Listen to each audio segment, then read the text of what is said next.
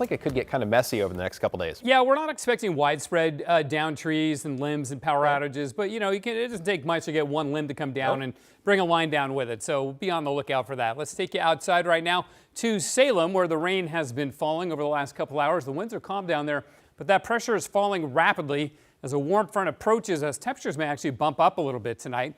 And you can see on Doppler radar where we are in the light green, there's darker green and yellow to the south and west, indicating the heavier rainfall, and that's what is moving towards us right now. So it will be another wet evening. Now at the coast, we've got concerns for the high surf and for coastal overflow flooding tomorrow and on Thursdays. We have a full moon tomorrow, so the high tides will be running upwards of 10 feet, which means we can get water coming into the low spots on 101 and then just big swells coming on shore, creating the high surf advisory there and in southern Oregon.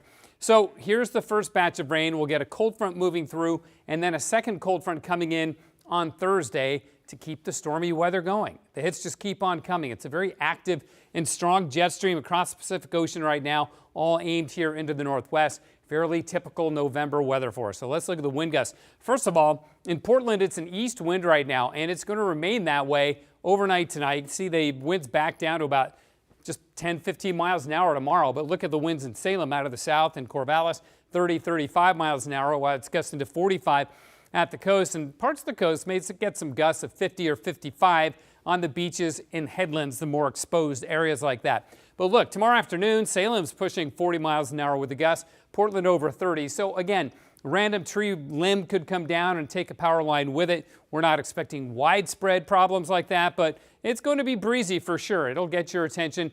On Thursday, the winds are still strong, but not as strong and not for as long. So we'll see how that plays out. But I think tomorrow's the day where we're going to see the most activity. Both days, though, will be wet. Tomorrow, we also throw in the chance of a random and isolated thunderstorm, especially at the Oregon coast. Possible that it could produce some gusty winds or even a small rotating funnel cloud, that kind of a thing. So we'll keep you posted on that as we watch the Doppler very, very carefully. So here's the east wind tonight. Notice the breaks in the rain too. So it'll come in waves. We'll get a good wave tonight for several hours. Then it'll back off. Then tomorrow morning, more rain. Expect wet weather for the commute in the morning. South winds just take over as we go through the day tomorrow. So it'll be warm, it'll be wet, it'll be windy. More south winds on Thursday with the next system.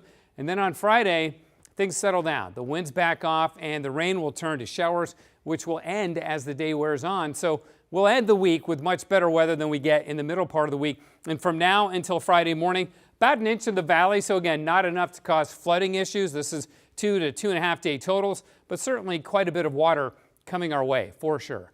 56 was the high in Portland today, 57 in Vancouver and Hillsborough. These are above average for this time of the year, so that felt good. We had 60s down on the southern Oregon coast, Medford and Bend, and near 60 in LeGrand, and Baker City and John Day and Prineville all made it into the 60s this afternoon. It's 54 and it's rainy outside, freezing level at 8,500 feet. It never really comes down enough to give us a good snowfall up in the Cascades, so we'll have to just keep our powder dry on that one. Rain increases tonight, turns to showers tomorrow. East winds tonight, switch to the south, some gusts to 35 tomorrow. Thursday, also rainy and windy. Friday, the showers will give way to some breaks and then taper off. And look, the weekend, all of it looks good. Fog to sun on Saturday, east winds and sunshine on Sunday, and even a good chunk of Monday should be dry too. I feel like at least we get the other side after the storm. We get a little bit of sunshine. Yeah, and the timing has worked itself out, so we get the dry weather over the weekend. No complaints. Yeah. Let's continue the trend, right? Yeah, you bet. Thanks, Matt.